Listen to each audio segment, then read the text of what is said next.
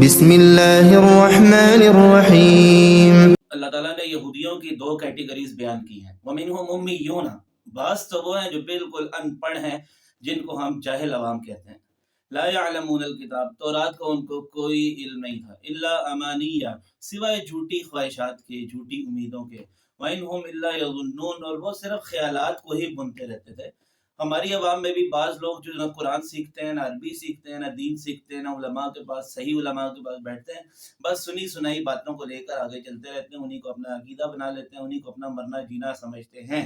لیکن یہاں پر اگرچہ وہ بھی گناہ گار ہیں اور وہ بھی قابل گرفت ہیں اور اللہ تعالیٰ کے عذاب کے سزاوار ہیں، لیکن اصل بربادی، اصل ہلاکت ان علماء کے لیے ہے جو ان کو غلط دین سکھاتے ہیں، صرف کس لیے؟ اپنے پیٹ کے لیے۔ یہود کے علماء کی وہی تصویر کشی اللہ تعالیٰ نے فرمائی ہے۔ فَوَيْلٌ لِّلَّذِينَ يَكْتُبُونَ الْكِتَابَ بِأَيْدِيهِمْ، ہلاکت ہے ان لوگوں کے لیے جو کتاب لکھتے ہیں، یعنی تورات میں ایڈیشن کرتے ہیں اپنے ہاتھوں کے ساتھ۔ ثُمَّ يَقُولُونَ هَذَا مِنْ عِنْدِ اللَّهِ، پھر کہتے ہیں یہ اللہ کی طرف سے۔ آج بھی بعض علماء کو آپ دیکھ سکتے ہیں جو اپنی طرف سے غلط مسئلہ بتائیں گے اور غلط عقائد لوگوں کو سکھائیں گے اور غلط بدعات ان کے اندر پیدا کریں گے، صرف اس لیے تاکہ ان کا روزگار چلتا رہے۔